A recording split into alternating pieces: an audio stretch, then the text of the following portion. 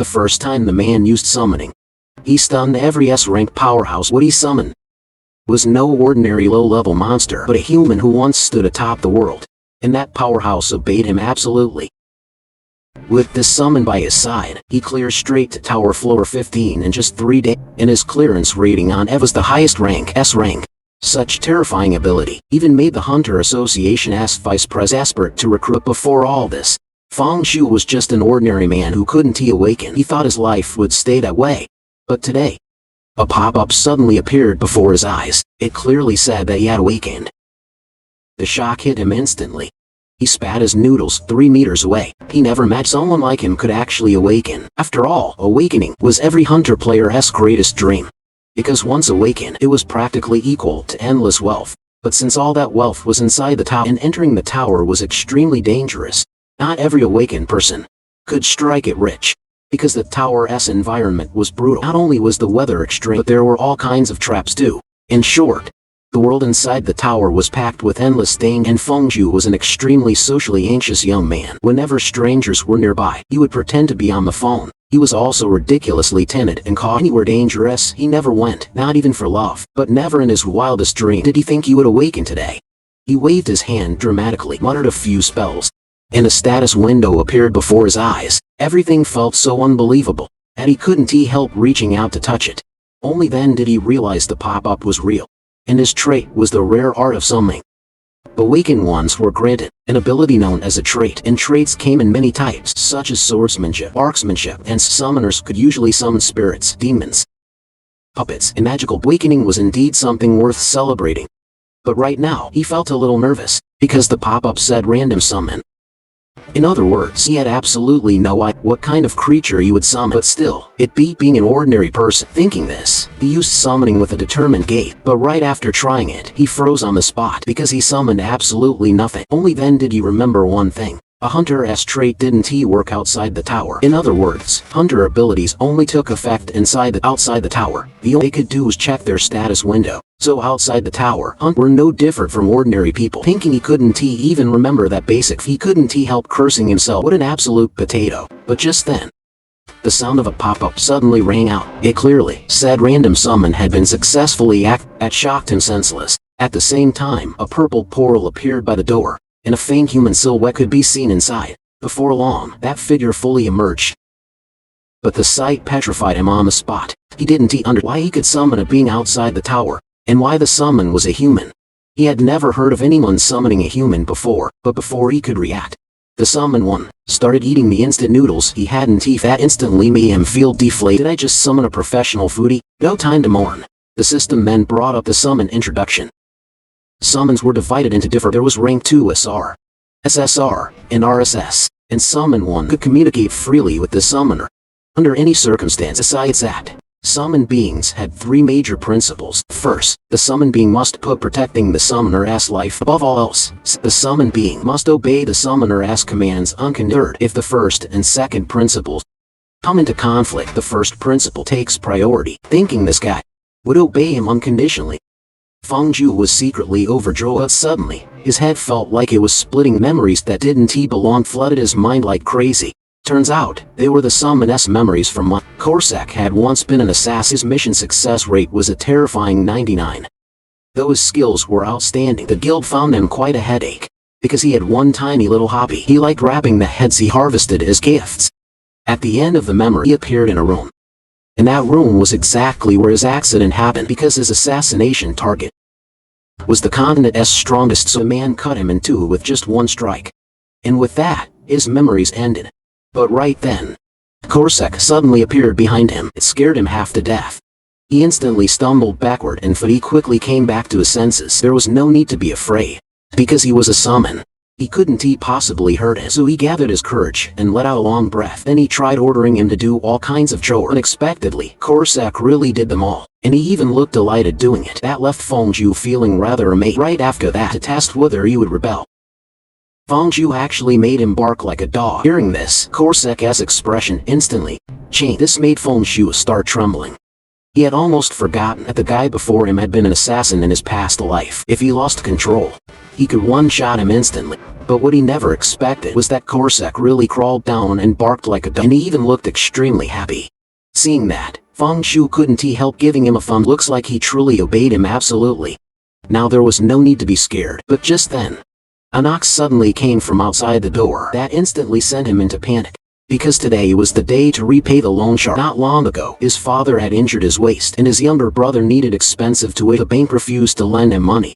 So he had no choice but to borrow from it. But now, he couldn't come up with that much money. What should he do? Feng Shu bit his lip, completely helpless. But right at that moment, Corsac suddenly burst into loud laughter. He seemed to see his master's worry. He shouted that he would kill them all, but Feng Shu pushed him away at once, choosing to handle it himself. However, the moment he opened a thick arm yanked him over. Scarface looked vicious, saying no money meant losing a kidney. Feng Shu panicked even more. He hurriedly promised he would pay them back in a few days, begging them to give him a little more time. After hearing his promise, Scarface and his men left after tossing out. After they left, Corsac also walked out of the bathroom. Seeing him, Feng Shu thought of a way to make money fast. That was entering the tower, but he was worried that he was too cowardly to climb that tower. Thinking this, he looked up at Corsac. If you want to go back, I can directly dissolve our master servant. But whether Corsac was playing dumb or just too excited and didn't answer his question directly. Instead, he said he wanted to watch some TV. He hadn't binged dramas in age. That left Feng Shu completely confused. And just like that, one of them slept, while the other watched TV. Soon, the whole night passed. When Feng Shu woke up, he found that guy was already gone. Looks like his usage time had run out. Turns out, every time Corsac was summoned, he could only stay for 6 hours, and the cooldown interval was 3 hours. But now was not the time to think about that, because he was about to be late for work. But while he was washing up, he heard the news broadcasting a murder case.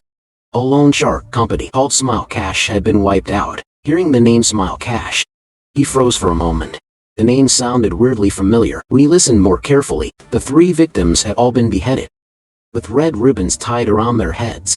Hearing that, Feng Shu felt the sky collapse, because no matter how he listened, it sounded exactly like Corsac asked. Oh no, this was Eddie summoned some ultimate murder maniac. Thinking this, he hurriedly opened his phone and once he checked, the next news nearly finished. In the video, the victims seemed to have suffered inhuman torture before. Their fingers had been bent backward. But what was even more horrifying was that all their heads were tied with red bows. He felt like his whole world was collapsing because he was the real culprit behind this murder case. The miserable state of those victims kept echoing in his mind. He walked down the street in a daze, with absolutely no mood to go to work. Helpless, he took a day off. He felt deeply guilty toward those dead people. Although they weren't good people, they didn't deserve to die. After returning home, he held on to his last shred of hope, preparing to summon Corsac and ask him clearly. But just then, a pop-up suddenly appeared. It said he should leave Corsac a satisfaction rate. His last fantasy shattered too.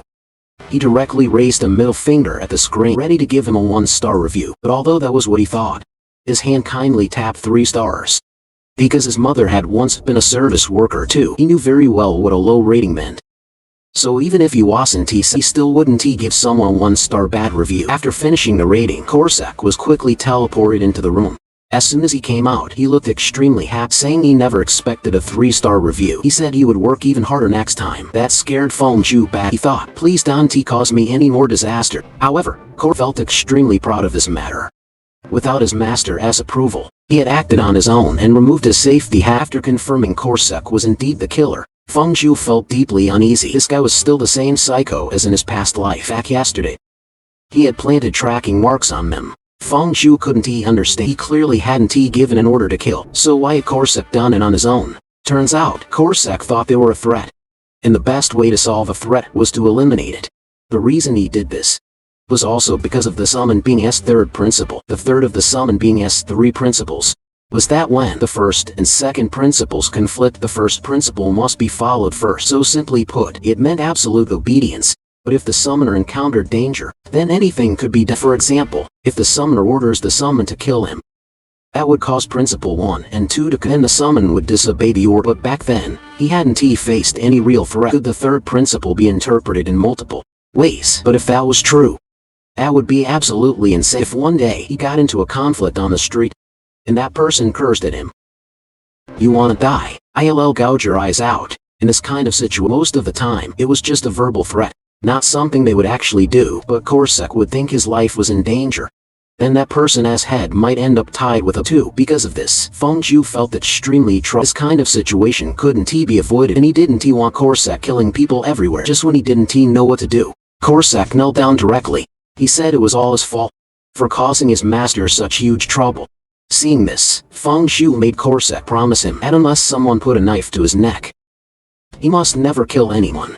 Hearing this, Corsac immediately gave a solemn salute, saying that from now on he would use his best to decide whether to kill. Feng Zhu felt relieved after hearing, but one wave had barely settled before Corsac suggested he climb the tower. Those words stunned him. After all, that place was extremely dangerous. Once inside, he could lose his life, although he had already awakened. And didn't he want to remain ordinary? His courage was still way too tiny. So even though he really wanted to climb the tower, he still lacked the confidence to decide. Then he asked Corsac whether there were other summoners, people like him who could summon Corsac. After hearing this, Corsac looked a little lonely. In the past, they did exist, but now, only Master can summon me. After hearing that, Feng Zhu mocked himself. Some people used their awakened powers to save the world, while he didn't even have the courage to risk it. How ridiculous. Even Corsac probably thought he was a pitiful coward. But to his surprise, Corsac actually praised him as the greatest summoner in history. Because for us, the greatest virtue was safety first. Courage was poison. Brave summoners were usually the most dangerous ones. They never knew when they would die. Corsac felt it was wonderful that he had such awareness, because only if Feng Zhu stayed alive could he appear in this world. So he wanted Feng Zhu to live quietly and live as long as possible. As for all the dirty and tiring work, he could leave it all to Corsac. Now then, let's go climb the tower. However, Corsac's words kept him awake all night. He felt a coward like himself wasn't qualified to climb that tower. But fortunately, thanks to Corsac's protection, he no longer had any debt, so he decided to find another easy job and live properly. But just then, his phone suddenly rang. It was his father calling. The hospital wanted him transferred to but the huge medical fees were more than they could afford. So his father decided to discharge himself, and this news hit him like a bolt from the blue. After hanging up, he silently made a decision. Early the next morning, he fully armed himself from head to toe. He decided to first take a look at the first floor. If there was danger, he would retreat immediately. And he also thought of a new idea. He didn't necessarily have to summon Corsac. He could try summoning someone else. But this idea was quickly ruthlessly rejected by the turns out. Random summon had a cooldown. Left with no choice, he could only summon the killer maniac Corsac again. But the moment Corsac came, he threw away every weapon in Feng Zhu's hands, saying these things were completely useless. He also said he would guarantee his safety and wouldn't let him lift a single finger. But as soon as they stepped into the tower, they were utterly shocked by the scene before them. This place was actually a wasteland. Corsac told him to boldly walk forward. As long as he was here, no monster could hurt him. Just then, Feng Zhu noticed his body beginning to change. Turns out, the tower automatically raised his physical abilities to match his current level.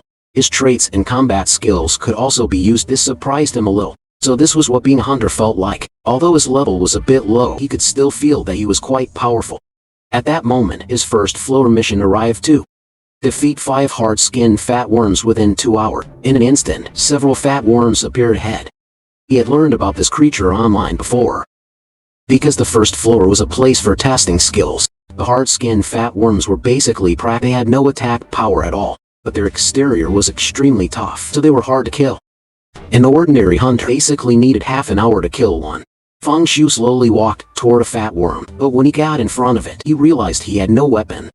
So he decided to turn and borrow a weapon from Corsac. But just then, the fat worm suddenly bounced up high. That scared him half to death. That thing could crush him flat just by mechanic. He still ended up relying on Corsac. Hearing his call, Corsac instantly appeared in front of the fat with just one casual punch. He directly cracked the fat worm apart. Then he dashed forward rapidly. Everywhere he passed, fat worms flew, taking advantage as they rose into the air. He quickly flung out 5 throwing knives. The knives shot toward the fat worms like sharp arrows. The next second, all the fat worms hit by them exploded one after another. This scene left Feng Zhu completely dumbfounded. He realized Corsac was truly powerful, as expected of one of the strongest of his era. At this moment, the system also announced the mission was complete, and as he obtained 1 kilogram of magic crystal, his rating reached SS, and he was awarded a platinum badge. No one had ever achieved this before. This made him wildly overjoyed. He thought, isn't this tower way too easy? Maybe he really was about to get rich. But what he didn't know at this moment was that the news had already spread to all hunters in each country. They were all extremely shocked by it. Who exactly had achieved such a high accomplishment? After finishing all this, Feng Zhu directly exited the tower and returned home. He glanced at the time. From entering to leaving, it only took 5. Wasn't he that way too fast? But he clearly hadn't done anything at all. His presence was basically not thinking too much. He took out the crystal and badge he had obtained. This was also his first time seeing the real magic crystals were an essential resource for current. But now, the price had already dropped greatly, so they weren't worth much. But this platinum badge was something he had truly never heard. After checking, he learned this thing alone was worth 50,000 won. He really didn't expect he could earn so much money in just 3 minutes. But all of this was thanks to Corsac. To reward him, Feng Zhu prepared a lavish dinner for him. And if Corsac could keep clearing stages like this, his father's hospitalization fees would be some. Time quickly arrived at the next day. The moment he woke, he made himself a schedule. He decided to conquer that tower with Corsac. Considering yesterday's excellent performance, Feng Zhu gave Corsac a full 5-star review. However, Feng Zhu was a little confused. What exactly was this rating used for? After asking, the higher the rating, the more benefits he would receive. For example, manifestation level increases. And so, after understanding this, they quickly entered the tower's second floor. It's like the first floor. They were teleported into the safe zone upon arrival. The second floor mission was to defeat the lost spirit thief pets. They were very cunning, moved all over the place, and were extremely fast. With his current strength, he couldn't even tell. Corsac said he could finish it in 3 minutes. After saying that, he rushed forward with throwing knife. With just one move, the fat worms across the sky exploded. Feng Zhu was stunned. Just like they smoothly completed the second floor. Ranking up really was as easy as drinking. The rewards were similar to the first 200 grams of magic, an SS rating, and a platinum badge. Right after that, they arrived at the third floor. Just like before, Corsac quickly completed the mission too, and obtained the same rewards and rating. Next came the fourth. On the fifth floor, Corsac still cleared it with ease. They had already collected 5 SS ratings and badge, and because they had accumulated 5 platinum badges, they were granted a special privilege. That was Awakened Trait Enhancement. Its effect was allowing him to summon 2 summons at once. This surprised Feng Zhu a little. He never expected there were things not shown in the strategy guide. Didn't this mean he could summon Corsac and summon a powerhouse to help conquer the tower? Thinking of this, he couldn't help getting excited because Corsac alone was already invincible. If he summoned one more person, they could be used specifically to protect him. Although the road ahead was still long, 2 summons were already enough to keep him safe and worry. Things seemed to be moving in a good direction. But the only bad thing now was that there were still nearly 20 days until his next summon. Before that, they needed to proceed carefully and not waste challenge opportunities for now. At the same time, inside each country's awakened management, the atmosphere was so tense it felt suffocating. 3 high-level officials were having it. None of them said a word, because they had already stayed here for 2 days, and the tower clearance records from these 2 days have left them utterly baffled. The woman beside him seemed to have guessed what the man was thinking. "Are you thinking about the announcement?" This instantly startled the man. "Didn't I tell you not to suddenly speak while someone is thinking?" But there was another new report just now. This time, the 6th floor was still an SS rating. Turns out the 2 of them were senior managers of the Hunter Association. Recently, the tower clearance rating had been raised dramatically. This made Jing Guangyi believe the person climbing the tower was definitely someone with unprecedented talent, and this person was far from reaching their limit. The next clearance rating would most likely remain at this level. Just then, the Hunter director slammed his hand on the table. "I believe all of you should already know that each country's current highest record is a rank. Above that, there are even higher ranks, and that SS rating has triggered a global announcement. In today's international society, hunter poaching is extremely common, but hunters being kidnapped is also normal, so we must find him before he is lost to another country. Now investigate all newly registered hunters immediately." However, during the days they investigate, Feng Zhu and the others didn't cease. After easily passing floors 8 and 9 to reward Corsac, Feng Zhu took out 51 and told him to buy something to eat, but Corsac refused. Turns out, he couldn't go too far from his summoner. After some thought, Feng Zhu decided to give him the newly obtained tower-only healing potion. As for the magic crystals on the table, there were already about 3.6 kilograms. They were worth around 1.8 million won. He planned to sell them all for cash. That way, he wouldn't be short on money anymore. He began fantasizing about his wonderful future life. After arriving on the 10th floor, he clearly felt his body undergoing a change. The power surging inside him and the mysterious magic in his abdomen made him successfully evolve into a wild warlord. After feeling this powerful strength, he wanted to try challenging himself, but Korsek immediately opposed this, because if the summoner got hurt, he would also be affected. But after hearing this, Feng Shu still wanted to join them. However, while the two were arguing non-stop, terrifying killing intent suddenly surged. Turning his head, he saw a huge eye staring at him. It was a giant mantis, also the boss-level lord of the 10th floor. Seeing this, Feng Shu broke into a cold. He wondered how other players even managed to kill something like this. But Korsek beside him told him not to worry, because a low-level monster like wasn't worth his attention, whether by coincidence or not. The mantis seemed to understand Korsek's words. It instantly became furious, swiftly swinging its grim reaper side, but Korsek dodged all of them. Then his gaze turned fierce. Even those squinty eyes that had never appeared on screen finally opened. This was his first time opening his eyes, which meant he was about to get serious. After a flurry of blades and the mantis was directly chopped into pieces. As Korsek landed handsomely, the mission ended there. Just like before, the rewards were still the highest rating and a badge. Since he had successfully accumulated 10 badges, the system once again granted him a special privilege. This made him look forward to it. He wondered what the privilege would be this time. After a few seconds, the system pop-up finally appeared. It said, this special privilege allowed him to copy one skill from a summon. Korsek felt he should learn concealment.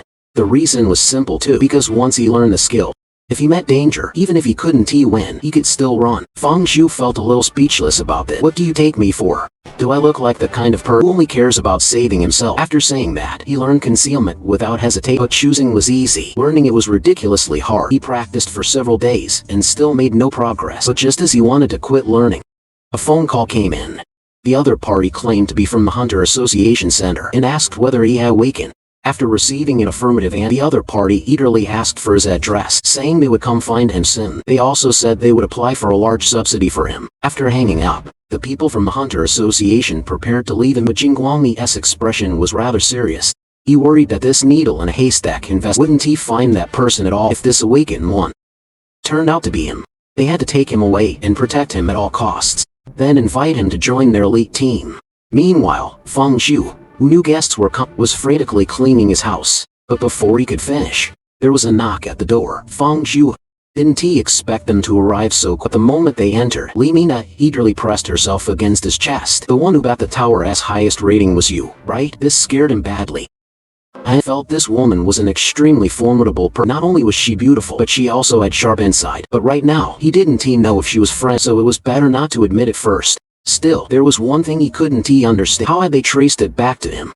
Was there some way to identify awakened ones? Thinking this, he pretended to be clueless and was saying he had no idea what she meant. But that little trick couldn't fool Li Mina at all. She saw through Feng Shu's lie at a glance. With no choice, he could only stay. After a simple round of introductions, they sat down to verify some details. After the verification, Feng Shu took out all the magic crystal he had obtained, preparing to sell them to them, and he also told them that he had painstakingly cleared up to the 10th floor. Hearing this, the two couldn't help looking at each other. The latest highest clearance record also came from the 10th floor. Could it really be this young man before them? Li Mina couldn't help asking, have you heard about the recent viral global announcement? Feng Shu tried hard to keep himself natural. You mean those SS level clearers, right? I've heard about. No matter who they are, I am sure they must be amazing players. Jing Guangmi beside her seemed to notice his nervousness and told him not to be nervous. But once those words came out, Feng Shu became even more nervous. His whole body started twitching. This reaction made Jing Guangmi suspect him even more. After that, they explained the contract options to Feng Shu. Our government divides hunters into two paths. The first path is elite climber. The second path is ordinary climber. Ordinary players plan and carry out their climbing schedule themselves. You can think of it as a kind of freelance lifestyle. But elite climbers are different. They work closely with the National Awakened Management Agency. They are obligated to climb higher floors, but they can also receive various knowledge and benefits. For example, personal protection because outside the tower, players are no different from ordinary. In addition, if you join the elite team, your annual salary will. They kept introducing it like this, but Feng Shu wasn't listening at all, because his mind was full of what would happen after he got exposed. At that time, all kinds of reporters would dig for an introvert like him. That was a terrifying thing. He would rather give up these honors than become the center of it. Thinking this, he and Jing Guangmi were saying he didn't want to join the elite team. These words stunned Jing Guangmi. He had never seen anyone who wanted to refuse the elite team's invite. Feng Xiu said. He was very satisfied with the ordinary. Besides, he had no real talent, so naturally he had no great prospect. He only wanted to stay at a reasonable floor level and earn reasonable rewards. Making him join the elite team would be like one rat dropping ruining a whole pot of soup. After hearing this, Jin Guangyi told him not to decide, but he wouldn't listen at all, saying his mind was already made up. Seeing this, Li Mina also felt very bad. You've missed a huge opportunity. Many people would stop at a certain stage, only seeking steady, easy gains. But for Li Mina, this was also the first time during screening that she heard someone express it so bluntly. A coward like this simply wasn't to enter the elite team. So even if he volunteered to join the elite team, he was exactly the kind of person they absolutely couldn't accept, because the most important quality of the elite team was the will to climb. In the end, Jin Guangyi nodded helplessly, saying he respected his choice, but there was one last matter. They had to personally see him enter the tower from home.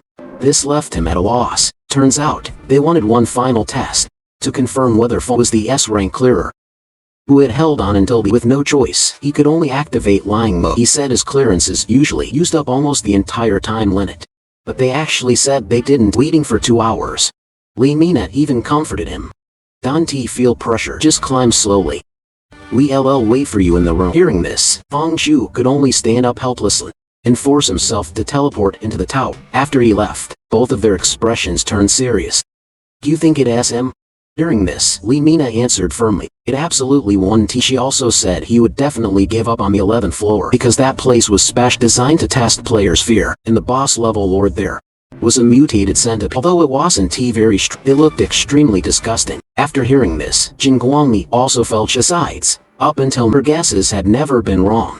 So he prepared to call the director and tell him the last awakened one wasn't the person they were looking for. Little did they know, Feng Xiu had already summoned Corsac inside the tower. The tower was still the same as before. As soon as Corsac appeared, he saluted him. This mission was to kill 100 mutated centipedes within 3 hours. Seeing the requirement was only 1 and the time limit was 3 hours, Feng Xiu nearly broke down. But Corsac mistakenly thought he was worried about failing. He patted his chest and he could clean them up in 5 minutes at most. But what he didn't expect was that Feng Xiu wanted him to go as slowly as possible. He needed to stretch the hunting time to around 1 hour, because only then could he make sure there wouldn't be an SS clearance result. Corsac instantly understood his intent, because he had also noticed someone outside was watching this. Such cleverness made Feng Xiu feel very satisfied. Anyway, he had already proven he could enter the tower, so let that hidden identity remain mysterious forever. But plans could never keep up with change. Before long, Corsac had already killed a centipede monster for him. This was simply way too easy. Feng Xiu frantically whispered from behind, "Bro, slow down a little. I feel like your speed is still a bit too fast." But while he was speaking, his body was suddenly lifted up. Turns out, a centipede had burst out from under his feet. This shocked him instantly, but before he could react, more and more centipedes had already surrounded him. And since his body was suspended in midair, he couldn't use Shadow Step to escape. At this life or death moment, Corsac arrived in time. He directly skipped Feng Xiu's first command and automatically executed the third principle. He instantly rushed over to protect Feng Xiu. Those terrifying centipede monsters were nothing in his eyes. With just one move, those centipedes were torn into pieces. Seeing the scene, Feng Xiu was completely stunned. He wasn't amazed by Corsac's ability. He was worried about his clearance time. Didn't I tell you to slow down? Now we redoomed. This guy had completed 50 kills in just 2 minutes, so he forcefully ordered Corsac to slow down his hunting speed. But Corsac refused. He said the summoner's life must come first. This left Feng Xiu utterly speechless. If he kept going on like this, the mission would be completed very sure enough. Just as he 1 minute later, Corsac successfully completed the clearance and achieved an SS clearance rating. Along with a badge, Corsac also felt very sorry for his actions. Seeing this, Feng Xiu didn't know what to say. All he could think about was how to explain this to those 2 hunters. Meanwhile, 5 minutes had already passed in the outside world. Li Mina guessed that Feng Xiu should have already given up the challenge by now. But just then, a system pop-up suddenly rang out. It clearly showed that someone had obtained an SS rating on the 11th. However, while they were still shocked, Feng Xiu had already returned to the room. This left Li Mina utterly shocked. He had actually appeared at the same time as that. Wasn't he that way too coincident? But she didn't believe in that kind of coincidence, and there was only one result. The guy in front of them was that SS mysterious figure. But at this moment, Feng Xiu said with a serious expression, "Since things have already come to this, you two can only die here today." However, the two just stared at him blankly. "Why are you standing there spacing out?" Only then did he react. Turns out, those ruthless words just now were all as a mess, so he cleared his throat to hide the awkwardness. But after the other side confirmed his identity, they wanted him to join their elite team. After hearing this, Feng Zhu still wanted to. He lied that he had only coincidentally cleared the floor at the same time as that mysterious. But the Hunter Association people weren't fooled. They had long seen that he was the mysterious person, so they didn't dwell on the identity issue. Then they handed him a contract. After reading the contract, Feng Zhu looked gloomy. What he clearly wanted was a standard contract. So why was this an elite contract? Jin Guangyi raised his hand. This time is completely different from usual. You could say this is a one-of-a-kind contract in the industry. You can understand it as a super elite contract, a special management part. As long as you sign this contract, you will receive an annual salary of 12 billion plus real estate and security benefit. Besides that, there are immunity privileges. In other words, this is a contract above the law. After hearing the introduction, Feng Zhu's heart pounded wildly. This was practically noble treatment. At present, only each country, #1 hunter, Lu Jiming, could this benefit. But even with such generous treatment, Feng Zhu's answer was still refusal because he only wanted a standard contract. This made the two of them very curious. Only after asking that he actually didn't like becoming the If people paid attention to him, he would feel heavily burdened. Take buying clothes in the past. For example, as long as someone approached him, he would become extreme. If that burden lasted too long, it would become a kind of pressure. In short, he was a very socially anxious person. It was also Jin Guangyi as seen such an introverted boy. Seeing the explanation where Feng Zhu continued sat right now, he was only interested in this was only the 11th floor. The future was still full of uncertainty. Even he himself wasn't so for now, it was better for him to stay conservative. After hearing his explanation, Jin Guangyi also expressed and he followed the standard contract. And just like that, the two sides successfully reached a while shaking hands. Jin Guangyi still felt regretful for him. You should boldly sign the elite contract, enjoy the benefits, while climbing upward. But Feng Zhu didn't think so. Elite contracts came with all kinds of duties, and even if you wanted to stop climbing, the contract terms would become your shackles. Those teams existed only to clear the unexplored upper floors. So he didn't want to shoulder that kind of responsibility. He only wanted his life to become a little easier than before. Time soon arrived at the next day. As soon as Jin Guangyi and the other, they reported yesterday's situation to the director. But after hearing it, the director looked complete. Didn't you say he was timid and had no will to climb? How did someone like that break the record? After hearing this, Jin Guangyi's personality itself seemed rather unusual. From yesterday's conversation, I sensed a kind of ordinariness from him. This ordinariness is different from other kinds. It has reached an almost painful degree.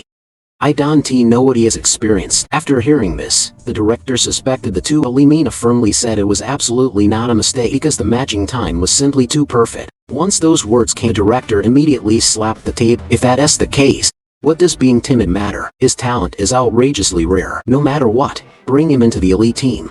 To this, Jin Guangyi said, you would definitely recruit him into the elite team. Meanwhile, Feng Zhu was currently losing his temper at course. I clearly told you to slow down. Why did you still kill so fast? But he wasn't truly angry. He only wanted Korsek to slow down and not make him too flashy. Then they entered the tower's 12th floor. This mission was to kill 20 ice spike hair moles. The real-world time limit was 3 hours. This time, Korsek promised him that this strategy would definitely take over 1 hour. This made his heart feel incredibly warm. I'll trust you just this once. He thought if they cleared the 12th floor at a normal speed this time, the agency might lose interest in him.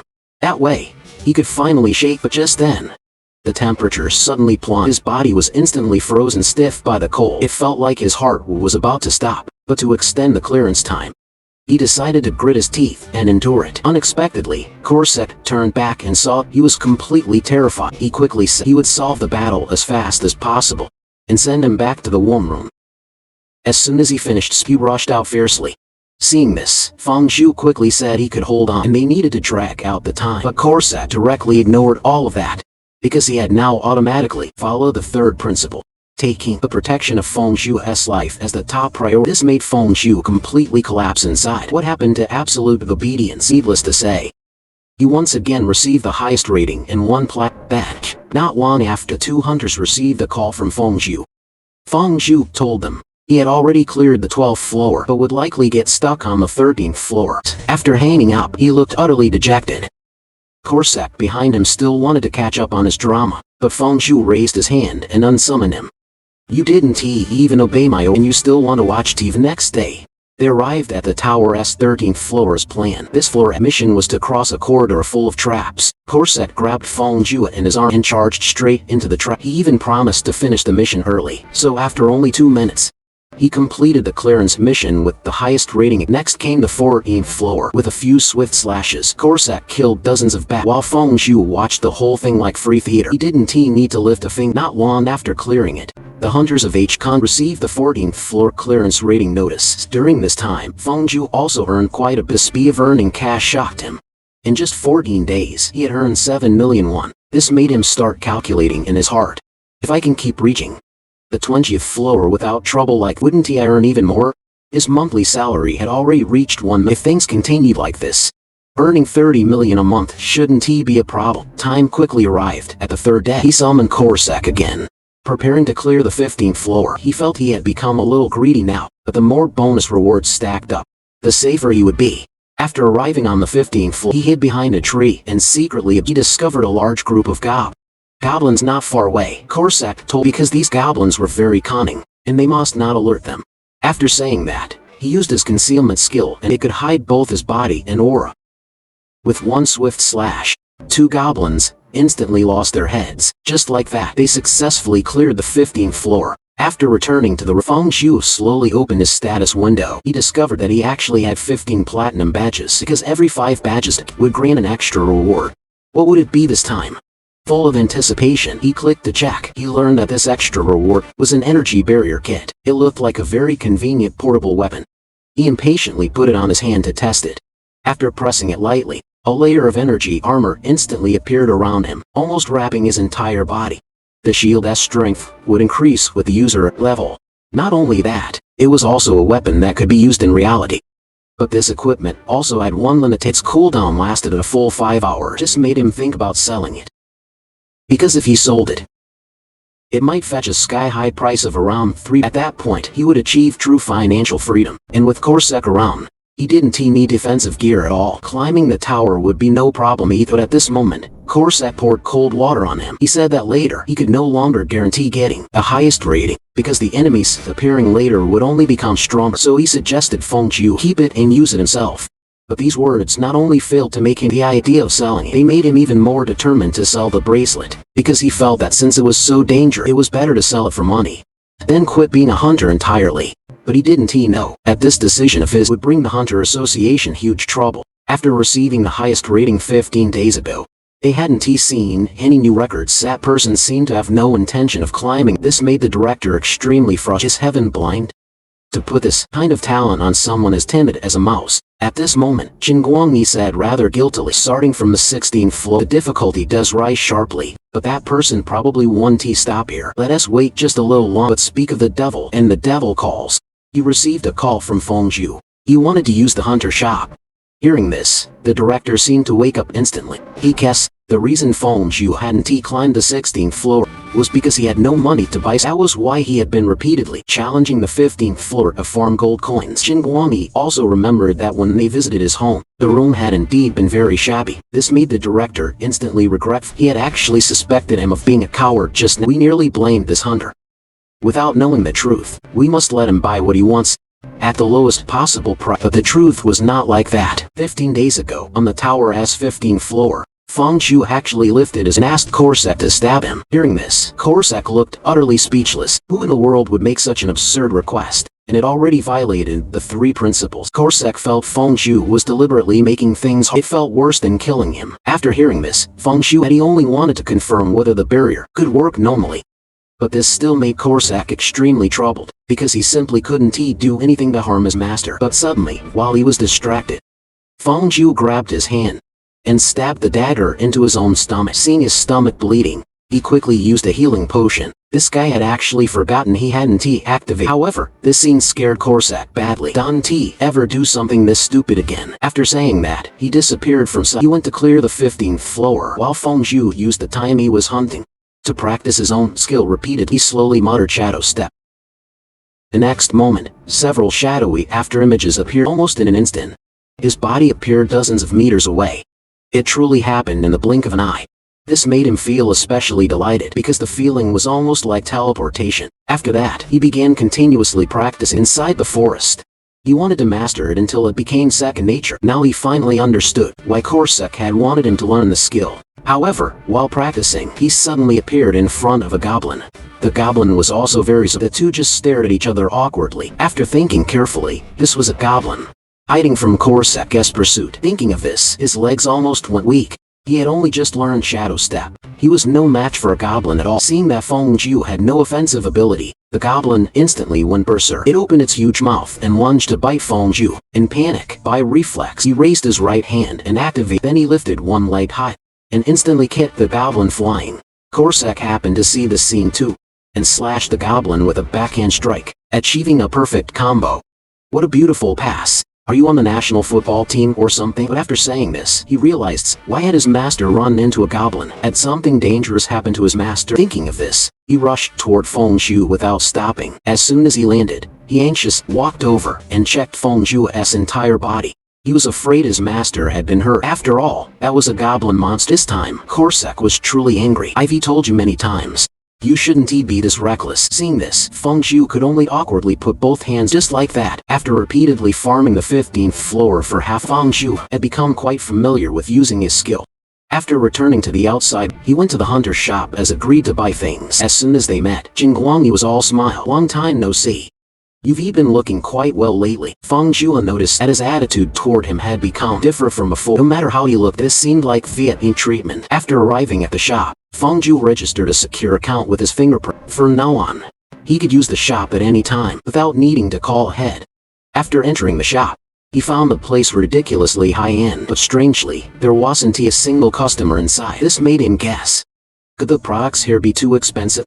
But he couldn't care about that now. The most important thing was to sell all the magic crystal. After weighing them, these magic crystals were worth over 11 million won. Then the shop clerk asked if he needed to buy any weak weapons, but his social anxiety struck. Whenever he met strangers, he just wanted to leave quickly. But at this moment, he didn't know that his behavior was being closely watched by the director. Is that hunter's shopping going smooth? Everything's going smoothly. He's browsing the products, and we've already notified all hunters except him that the shop is closed today. As for the prices, we arranged for staff to sell all items at 10, because he has a shy personality. Giving things for free might make him uncomfortable, or even resistant. Feng Zhu returned home after buying the items.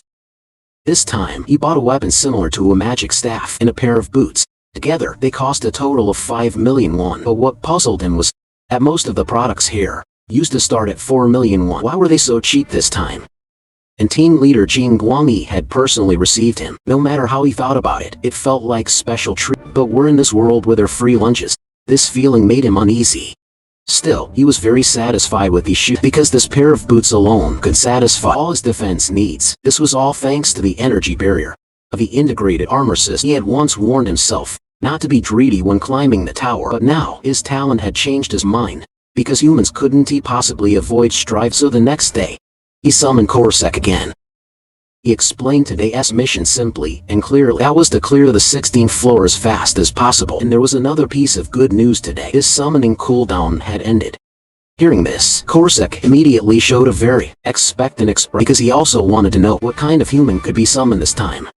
As the summoning ritual began, a figure instantly appeared from the portal. But gradually, Feng Zhu felt something was wrong. Why was this guy still expanding? And it felt like he was expanding endlessly. Now he had already broken through the ceiling. This completely shocked him on the spot. What kind of monster had he summoned? A moment later, he pulled his head out from the ceiling. But right then, Korsak suddenly flew up and kicked him. You idiot! Sit down! Korsak's foot landed solidly on that man's head, but the man had clearly already sat. Even so, Korsak kept hitting him non-stop, angrily muttering, "Why did it have to be you? Did you come here to ruin my life?" Feng Zhu suspected they had known each other. Faced with Korsak's fierce attacks, this big guy actually felt neither pain nor those words completely enraged. After I slit your throat, I'll tie a beautiful red ribbon around you. The next second, Korsak charged forward fiercely, but at this moment, Feng Zhu stopped him. If they kept fighting, the house would. He also couldn't understand why Korsak hated him so much. After hearing Feng Zhu's command, Korsak instantly changed faces, then became after explaining Feng Zhu's guy was famous in their circle. Not only was he notorious, but he was also a complete and utter beast. He might not even know what the 3 great principles are, but as soon as he finished, the big guy started reciting. The 3 great principles: the first is to obey the summoner. The second is to prioritize understanding the summoner. But when it came to the third point, he couldn't continue. Corsac instantly flew into a rage. "You useless fool, you even got the second one right. I should kill you right now. So you can be summoned again for 100 days. Only after checking his status window that he came from the Great Plains tribe, a barbarian named Yu. His rank was rare. His manifestation time was 10 hours. Seeing that his rank was the lowest, rare, Feng Zhu also felt a little disappointed. Looks like he could only wait 1 month before trying to summon someone else. Then Feng Zhu transformed into an interviewer, reviewing his information. But whether it was his name or past experiences, he remembered none of it. This made Feng Zhu feel rather but right then, he faintly felt an electric current in his mind. The next second, his body began falling downward. This feeling was the same as when it happened with Corsac. It should be the life review program starting. Soon, he arrived on an unfamiliar great grassland, and standing ahead of him was that big fool. Turns out he had been a wild warrior of the Great Plains tribe. He possessed a pure soul. Simply by becoming one with nature, he could find true happiness. In addition, he had an extremely powerful physique. Even when facing packs of wild wolves, he felt no fear at all.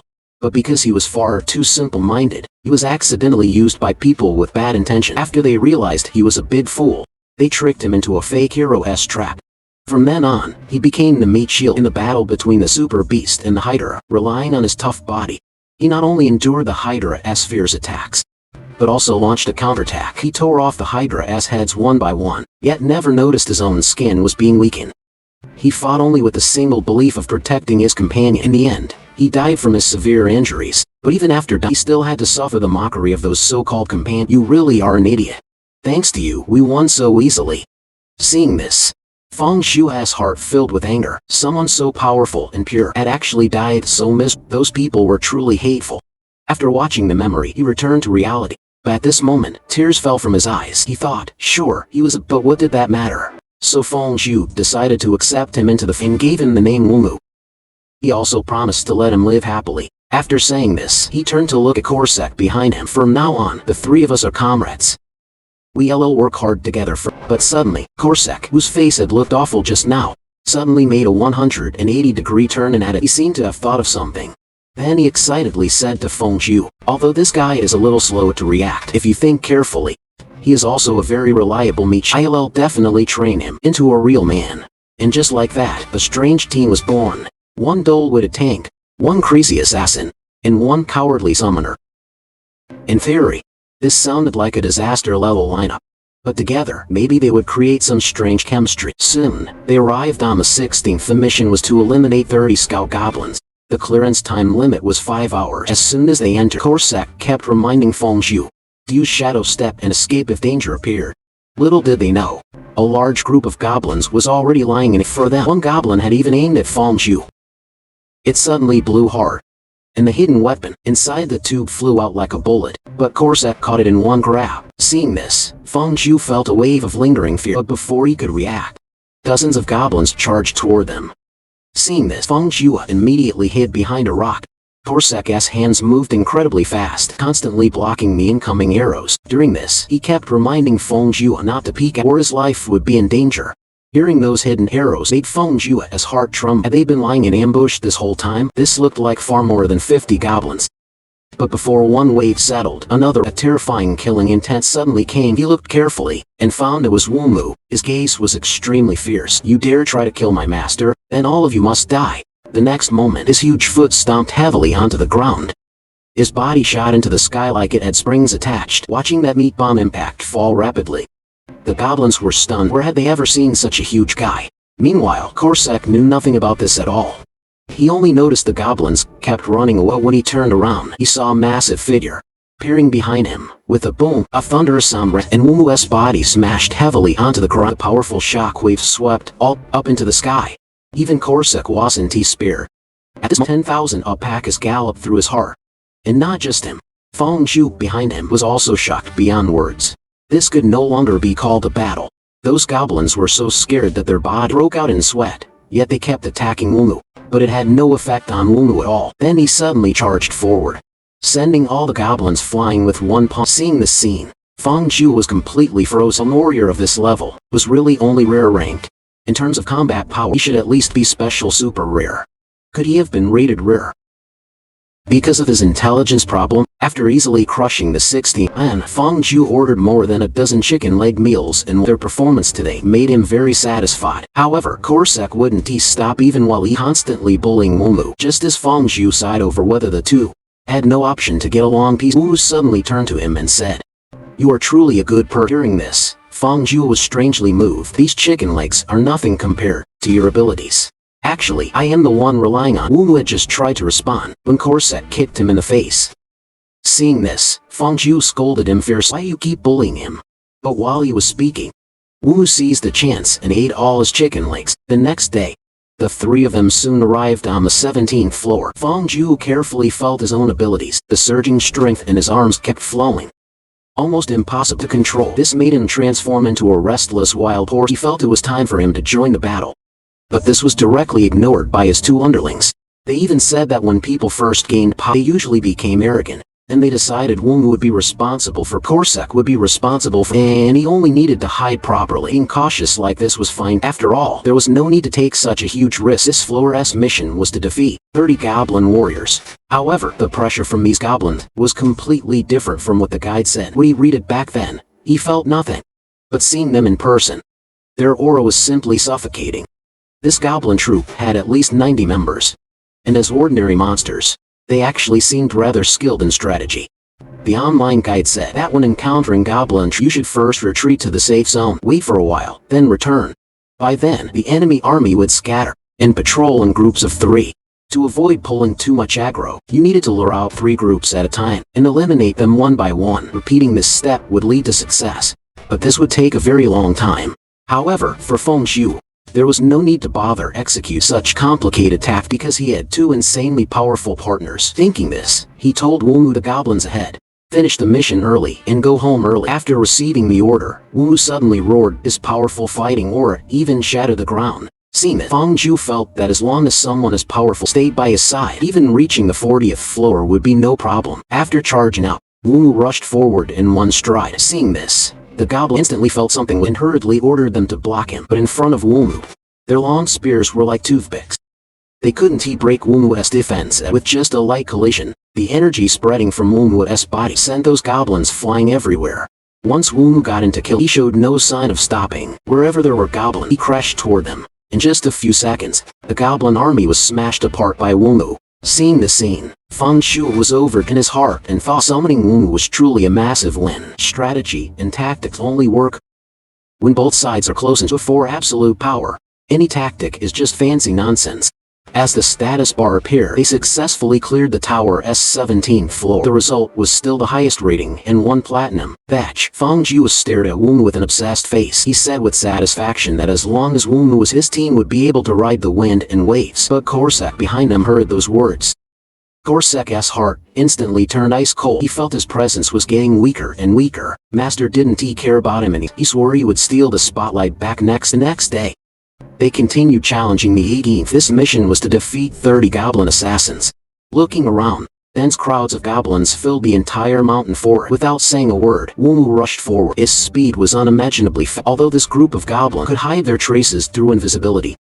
With Wumu's intelligence, he wouldn't try to search for them at all. He felt that if he wrapped both arms around the trees, he could crush those goblins to death. But he couldn't understand why. After seeing so many goblins crushed, he couldn't see any. Seeing the scene, Feng Zhu froze on the spot. Looks like he needed to improve Wumu's intelligence. Unwilling to give up, Wumu kept grabbing wildly at the all saying assassins were all cowards, who didn't even dare come out. And just then, Corsac laughed loudly and mocked Wumu. Master has been enduring your clumsy performance. So I imagine he must be. Then I shall use an elegant strategy to cleanse Master's eyes. After saying that, his figure, just like those goblins, gradually vanished from where he stood. Compared to him, those goblins' concealment was child's play before a grandmaster. With a few sharp swipes, Corsac instantly dealt with over a dozen goblins.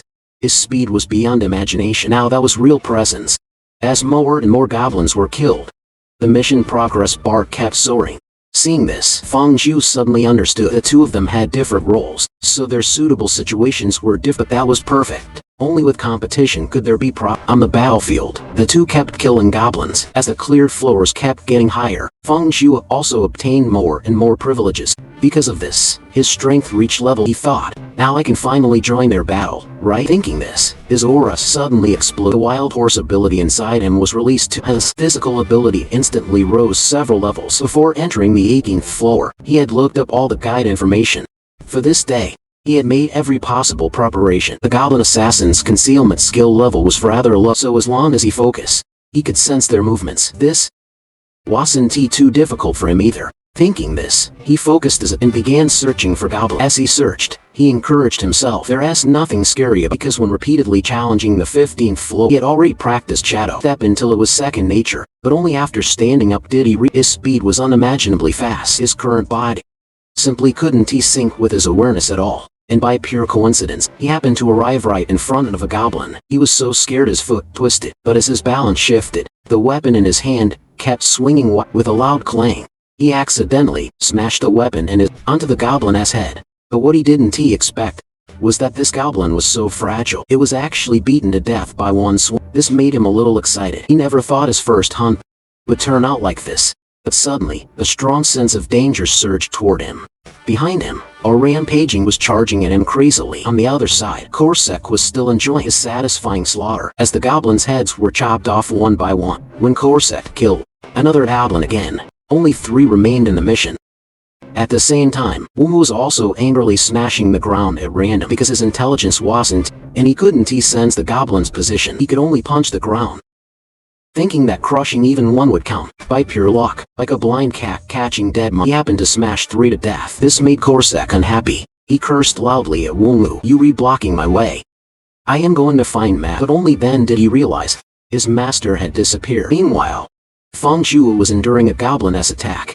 However, the fatal blow was blocked by the defensive shield on his body. After escaping danger, he instantly pulled back. If not for the defensive shield just now, he might have lost his life. But the current situation wasn't much better, because 2 goblins had surrounded him from front and back. But seeing this, he didn't panic. With just one leap, he jumped out of the goblin encirclement. But suddenly he noticed the 2 goblins' movements were extremely slow. No, it was more like the whole world had slowed. Could it be because his speed had improved from before? No. Then, with a sharp slash, he swiftly struck out with one blow. In an instant, he killed both goblins. And this time, his killing speed was extremely fast. Not long after, he successfully cleared the 18th floor. The result was still the familiar highest rating and 1 platinum badge. After killing the goblins, Korsak officially rushed over too. But what Feng Zhou didn't was that Korsak immediately dropped to his crying at him with a devastated face. Meanwhile, on the other side, the Hunter Association also received the clearance. Hearing this, the director slapped the table. Looks like the reason that Hunter hadn't been climbing was to prepare properly. As expected, he didn't disappoint Belongi. However, to find this completely natural. Now he is a top-tier hunter. We must care for him even more than the elite team. Not only that, every news channel was also reporting his 18th floor clearance. After more than 20 days of result, that hunter once again achieved shocking results and consecutively cleared up to the 18th floor. This is an unprecedented record. The history of tower climbing is being rewritten. This mysterious hunter is currently estimated around level. Not only hunters, even the nation is interested in this hunter. But seeing this information, Korsak sighed deeply. Looks like what I worried about before has still happened. This made Feng Zhou unable to understand what exactly had happened. Confused, he decided to ask clearly. Korsak looked embarrassed as he explained. You remember those 2 goblins you killed in the tower earlier? The speed you unleashed was truly astonishing. That was probably your subconscious talent for speed. After hearing this, Feng Zhou pointed at himself in disbelief. You're not joking, right? I am just useless trash. What talent could I possibly have? But after hearing this, Korsak remained serious. I am not joking. The shadow step you used at the end was far too perfect. Those movements were so perfect even I couldn't imitate. This is also what worries him most. Although growth is something joyful, it also brings even more danger. The more Korsak spoke, the more because you will gradually find joy in battle, and become more and more confident in your corresponding danger will then follow. So courage is a very dangerous thing. We emphasized from the very beginning that safety comes first. You must never put yourself in danger. After hearing this, Feng Zhou nodded. He said he would definitely pay attention from now and suppress his desire to. He absolutely wouldn't do anything dangerous, occasionally killing small mobs to satisfy him. But even after he promised this much, Corsac still wasn't real because he had an ominous feeling in his heart, and his intuition had never been wrong. Sooner or later, the summoner would cause a huge mess. Seeing Corsac crying his heart out, Wu behind him laughed like a child, laughing while scolding him for being used. But the next second, Corsac kicked him. "You bastard. Say one more word, and I'll boil you at a pot." With a wild bang, Wu's huge body was kicked to the ground by Corsac, smashing Feng Zhu's fridge into pieces.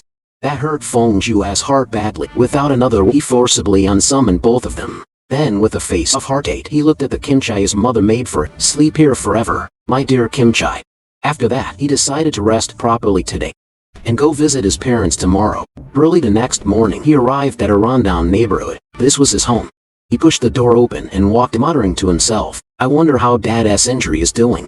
After entering, he saw his father smiling at him, even teasing him for living so close. But really, turns out his father had damaged his joints after falling. He had been bedridden for a long time, and still soon, Feng Zhu helped his father sit up. Once his younger brother came back with tofu they could eat. Before long, a fragrant dish of tofu and kimchi appeared on the table. Just like that, he chatted casually with his parents. "Things have been pretty hard at home lately." His mother told him not to worry because she would find a job soon. He only needed to live his own life well.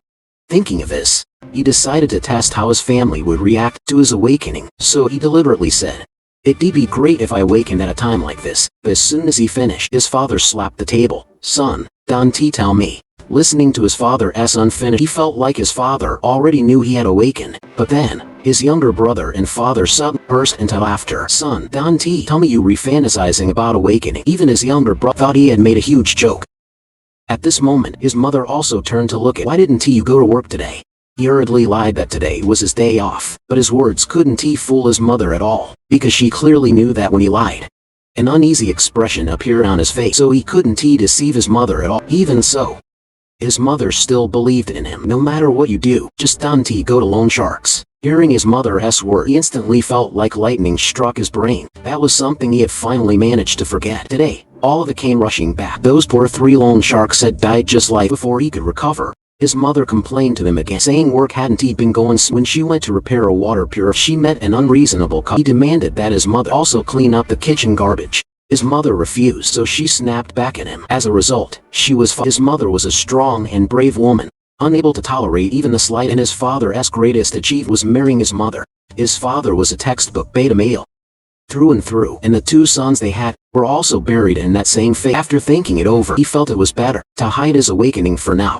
Once things settled down, he would talk to them properly. When he was about to leave, he stuffed some money into his brother's hands, saying it was living expenses for their parent, and asked him to pass it on. After saying this, he turned and prepared to leave. But his younger brother called out to him. He looked a little embarrassed, but didn't say anything. Feng Zhu guessed he must be acting like this because last time, he had helped him pay his tuition. Seeing this, Feng Zhu laughed and he patted his brother's shoulder. "Who knew you little brat could get shy too? I know what you mean. You little punk, you've grown up too." Hearing his big brother say that, his younger brother completely relaxed, since mom and dad both get pocket money. "What about mine?" Hearing this, Feng Zhu instantly froze. "So this brat was waiting for me." After finishing things at home, he soon arrived at the Hanam Dong Awaken Management Department, and he originally planned to climb the tower. However, after seeing his family, he felt he should take this seriously. He remembered that when he left last time, Jin Guangyi told him to contact him the next time he visited the shop. But this time, he didn't plan to find, because he felt he was only buying something, so there shouldn't be any bid. Now he already had a barrier bracelet, but as he climbed higher, the monsters he encountered would surely grow stronger too. So this time, he planned to buy a shield, but the shield before him actually cost 100 million. This instantly shocked him. Wasn't that way too? So he lied to the clerk, saying this thing was too heavy for him. He would look at something else. When meeting the female clerk, he could barely speak properly, and he remembered that last time he was the only one here. Why were there so many people today? After that, the female clerk recommended him a round-hand shield. It was made from adamantium alloy and setonium alloy. Not only was it light and convenient, it also had self-repair functions. After hearing this, Feng Zhu impatiently put it on. It really was as light as the clerk said. He felt this suited him perfectly. Thinking this, he paid in full and bought the shield. But he always had one feeling, that talking with the clerk was harder than dealing with goblins. He honestly felt way too terrifying. Still, now that he had bought what he needed, he could go home and prepare to climb the tower. But just then, a man suddenly came up and talked to him. "You awakened not long ago, right?" Turns out, The man was named Choi. He was a hunter in the 30th floors. After briefly exchanging names, they began talking about topics inside the tower. Choi Hayashi said if Fongju didn't he understand something. His expression looked extremely friendly. But after only a few words, he left. Before leaving, he even said he was very optimistic that Fongju could climb. Regarding Choi Hayashi's social butterflies, Fongju's eyes were full of envy. After returning home, he summoned Corsac. But as soon as Corsac came out, his face was full. Turns out, it was because he saw Fong had bought another new weapon.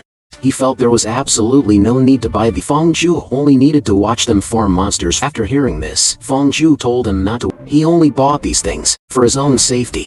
Hearing this, Corsac became even more worried because his previous summoner had said the same thing. In the end, he was surrounded by monsters, and that was the result of acting on your own. Hearing this, Fongju promised him that he definitely wouldn't charge and he would honestly hide in the back.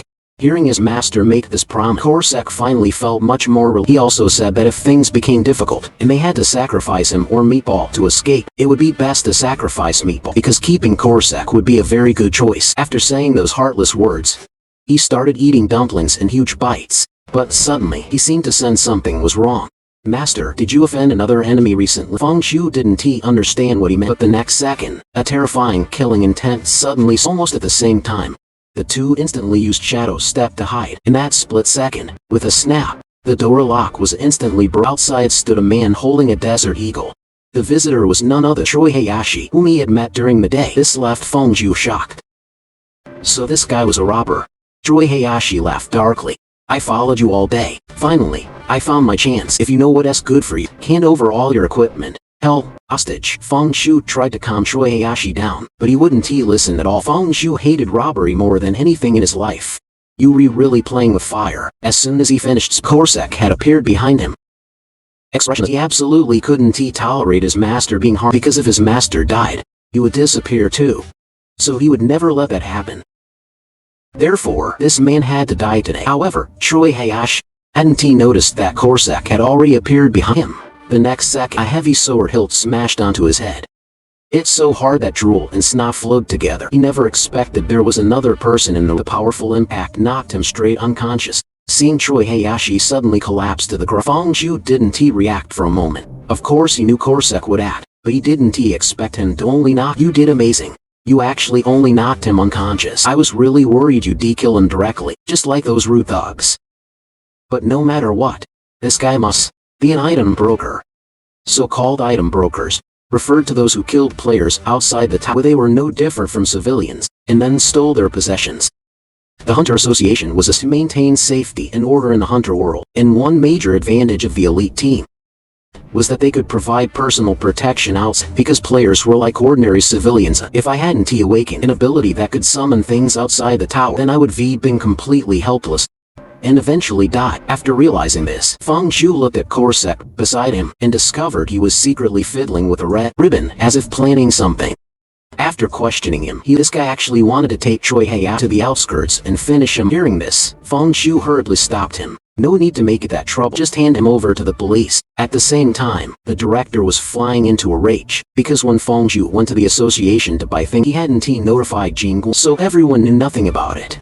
He was afraid the people and inside the association would give Fongju a bad experience. He feared Fongju might quit the Hunter Association. After all, his social anxiety was terrible. After learning he had only bought a small shield, Jingguo couldn't help sighing. If only he had signed that elite contract back then I could have dressed him beautifully, from head to toe. But fortunately, based on the equipment he bought, it was now basically confirmed that he was a melee warrior. But now another problem came up. If he was a melee warrior, then even a full self-protective equipment wouldn't be enough. Looks like they needed an excuse to make him wear a full set of armor. While thinking this, his phone suddenly rang. The police told him Fongju had been attacked by someone at home. This startled him badly. After hanging up, he rushed over by car without stopping. He even took the stairs 2 at a time. Please, nothing must happen to you. Back then, I should have persuaded you to sign the elite contract. Inside the room, the police who received the report had already arrived. Facing questioning, Choi Hayashi was still arguing. I am innocent. Officers, I was kidnapped by that guy. I am the victim. This caught Fongju off guard. He said he had never seen someone so shameless.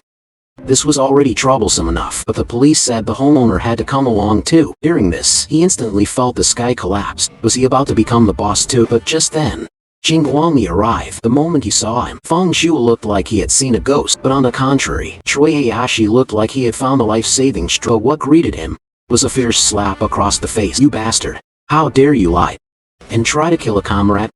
You refired now." This scene directly stunned both of them. A level 34 hunter had actually been fired by the association. Feng Zhu had never seen Jing Guangyi look like that. He hit so hard that even his own hand swelled. "Take him away. This will arrive soon. You can hand him over to them too." Hearing this, Cui Heihashi's face turned pale. Those people from NIS hated crimes between hunters deeply. They would use torture without hesitation. Terrified, he kowbowed like crazy and admitted his mistake, hoping to win even a shred of sympathy.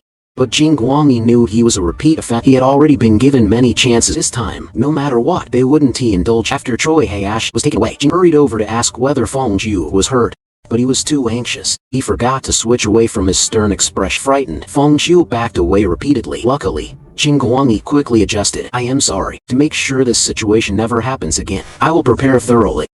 After saying this, he secretly decided he must make Feng Zhu sign that elite contract. Early the next morning, Korsek ran over to ask where the detention center was. But Feng Zhu knew what he wanted to do at one glance. "Is that knife behind your back for real?" After being exposed, he looked a little off. In the afternoon, Feng Zhu also summoned Meatball.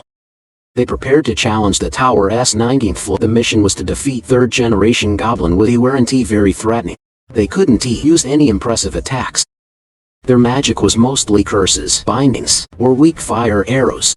Although the curses might be a little dangerous, there was nothing much to worry about. As soon as they entered, Meatball rushed toward the crowd. Seeing this, the wizards hurriedly cast curses, trying to repel Meatball's attack. But Meatball only let out one roar and scattered all the curses. This left Feng Zhu stunned, speechless. Immediately after, Korsek also arrived beside Fatty. "Do you still remember our agreement?" After hearing this, Meatball understood, and the two charged forward together. Korsek's style was linear aesthetic, Meatball's was violent aesthetic, and Feng Zhu's was spectator aesthetics. In less than 2 seconds, the system announced that the mission was complete. This made Feng Zhu very confused. Did these two guys take stimulants today? Little did he know, this was Korsek's scheme, because what happened last time worried him deeply. So he decided not to give his master any chance to fight. After passing the 19th, they pressed on and challenged the 20th floor. But this time, compared to before, the difficulty was this place was extremely also known as the talented evaluation. All kinds of goblins would appear here. There were scouts who shot poison, advanced tactical warriors, stealth assassins everywhere, and also cursed wizards and giant hobgoblins. So the two of them told you to find a safe place and hide. Leave everything else to them. And the 20th floor mission was to defeat any type of 100 goblins and 1 hobgoblin. The time limit was 10 hours. But Feng Zhu was very dissatisfied with their arrangement. In his heart, he kept muttering. Before long, they launched an attack, with Meatball controlling and Korsek finishing them off. But suddenly, Korsek felt an extremely fast energy fluctuation. In an instant,